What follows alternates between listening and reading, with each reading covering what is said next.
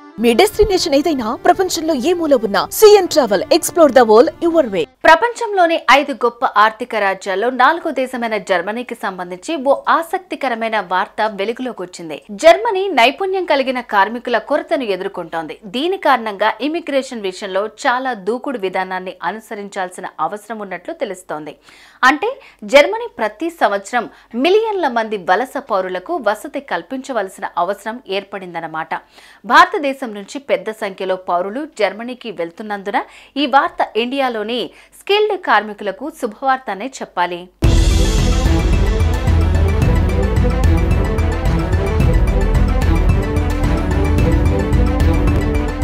తాజాగా జర్మనీ కూడా వీసా నిబంధనలను సడలించడంతో భారతీయులు అక్కడికి వెళ్లేందుకు ప్రయాణం సులువుగా మారింది.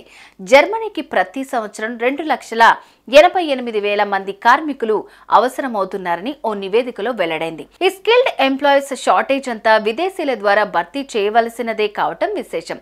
జర్మనీలో స్టేబుల్ వర్క్ ఫోర్స్ అవసరాలను తీర్చడానికి 2024 వరకు ప్రతి సంవత్సరం 2,88,000 మంది వలస పౌరులకు వసతి కల్పించాల్సిన అవసరం ఉంది. కార్మికుల సంఖ్య, ముఖ్యంగా మహిళలు, వృద్ధ కార్మికుల్లో మంచి పెరుగుదల లేకుంటే మరింత మంది విదేశీ కార్మికులను జర్మనీ ఆహ్వానించాల్సిన ఆవశ్యకత ఉంటుంది. అప్పుడు జర్మనీకి కావలసిన విదేశీ వర్క్ ఫోర్స్ సంఖ్య 3,68,000కు చేరుకుంటుంది.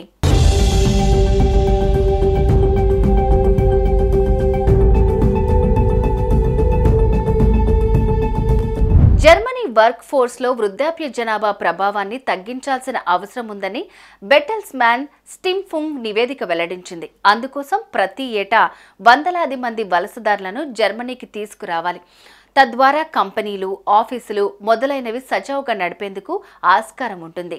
జర్మనీలో ఇమిగ్రేషన్ పాలసీపై పెరుగుతున్న రాజకీయ చర్చ వచ్చే ఏడాది జరగనున్న ఎన్నికలపై ప్రభావం చూపుతుందని బెటెల్స్మాన్ స్టిమ్ఫుంగ్ రిపోర్ట్ పేర్కొంది. దేశంలో ఇటీవల రెఫ్యూజీల సంఖ్య పెరిగిపోవడంతో కఠినమైన ఇమిగ్రేషన్ నిబంధనలను విధించాలని అక్కడి రాజకీయ పార్టీలు డిమాండ్ చేస్తున్నాయి.